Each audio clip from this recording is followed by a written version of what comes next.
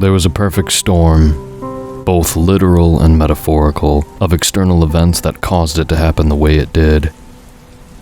But it all started with the planned transfer of one of the most hated men in the state.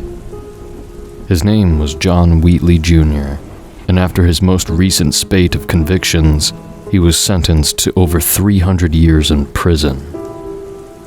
John's exploits were infamous, and he shared that infamy with his father, John Wheatley Sr. The two-man team terrorized co-eds up and down East Coast colleges over the course of 6 consecutive summers. They'd finally been chased down, but only John Jr. was apprehended.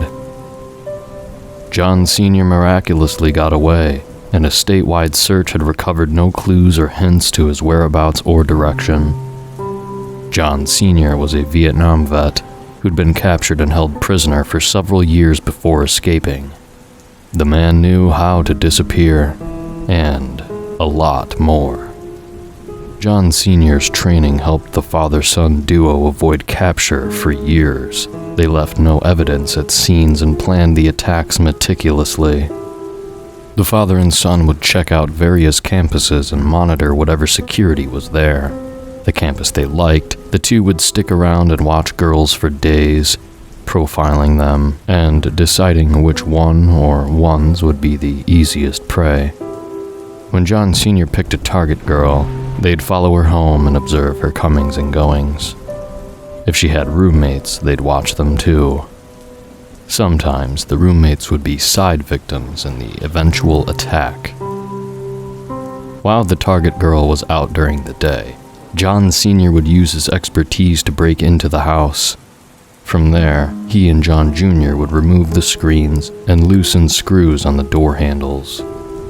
They'd unload guns if there were any in the house, and they'd leave pieces of rope around to help with binding the girl's wrists and ankles. The two became really good at it. But they'd eventually been caught. Or at least John Jr. was, and he was being held in a prison in the city during the trial. There was an uproar for him not getting the death penalty, which everyone knew wouldn't happen, but there was still outrage among the dozens of families of survivors. A large prison transport bus with 4 cruisers chaperoning it left the courthouse. Within minutes, the bus was attacked and overwhelmed by the large crowds, but John Jr. wasn't in the transport bus. In fact, there weren't any prisoners on it at all. The bus was a decoy. John Jr. had been snuck out a back door and shoved into the rear seats of an unmarked that I was driving.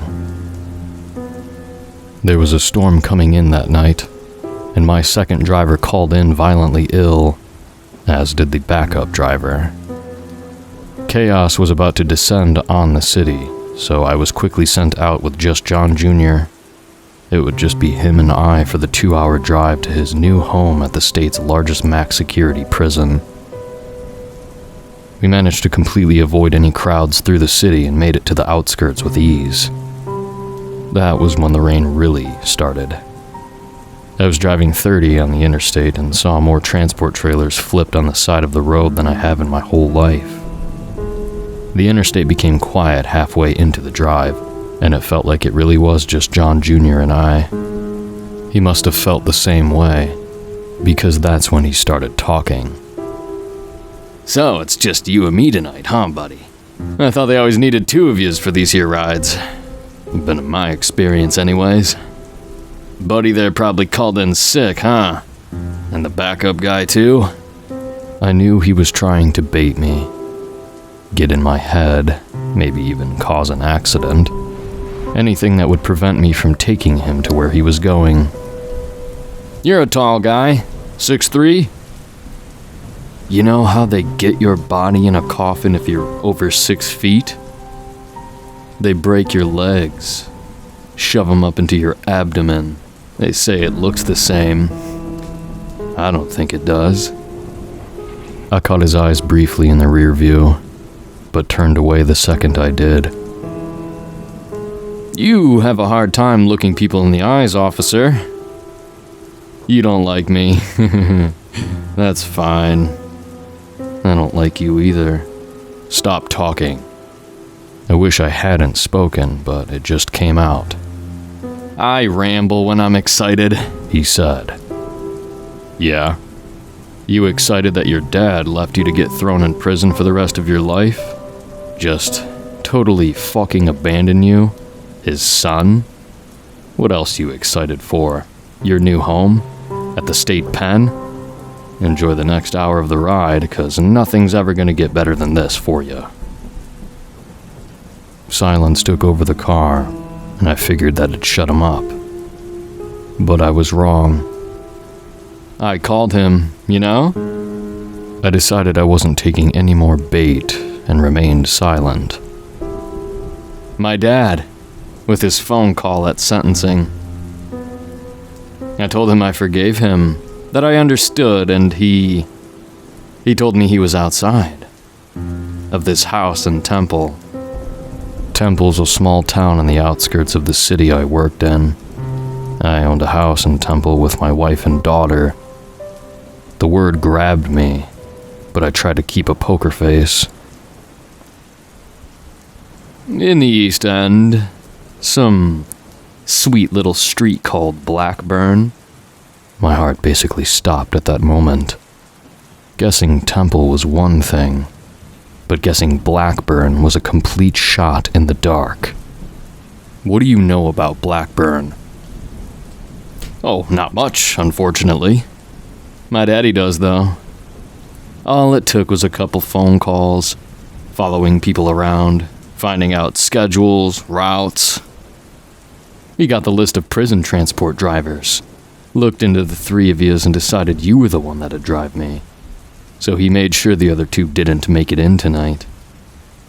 I dialed my wife's cell number, but it went straight to voicemail.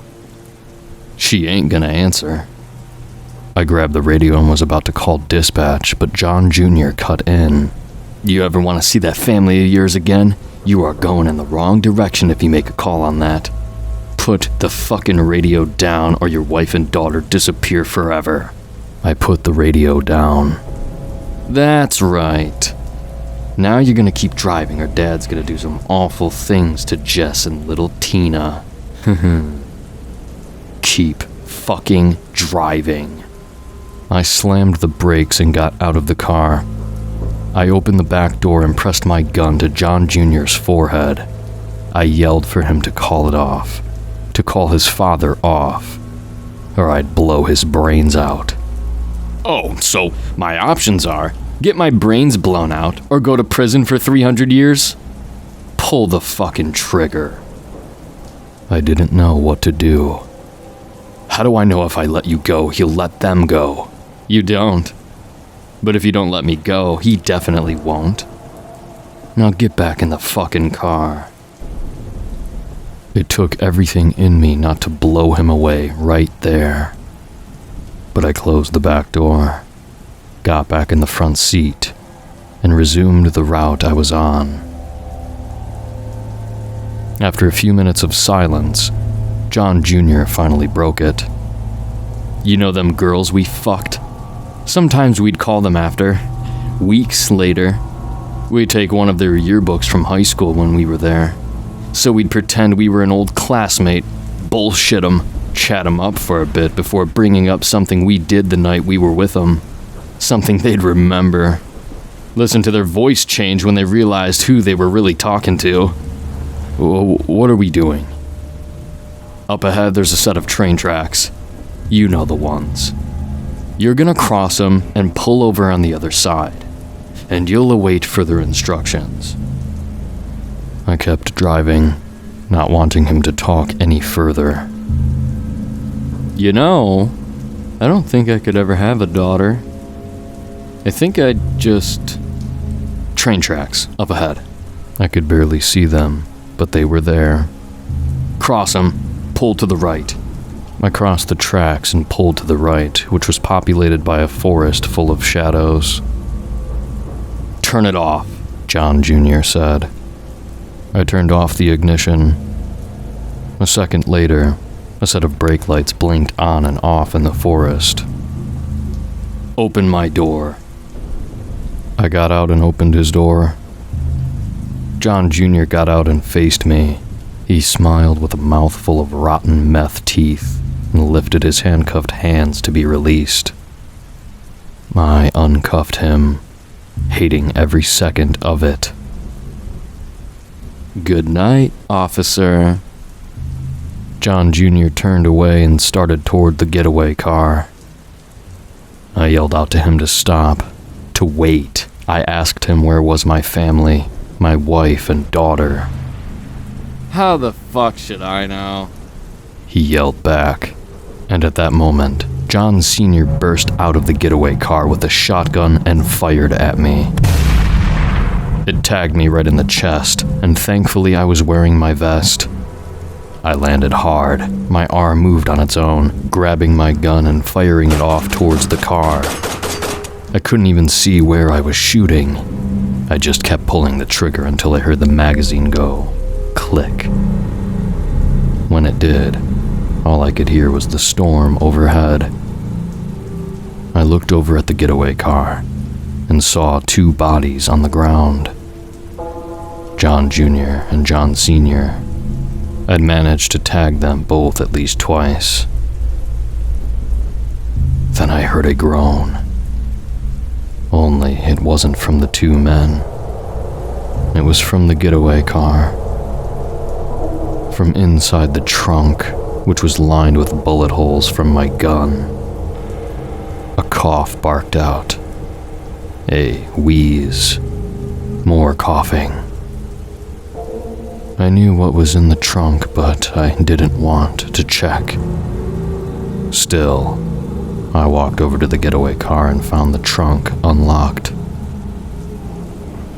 I opened it and found out where my wife and daughter had been this whole time.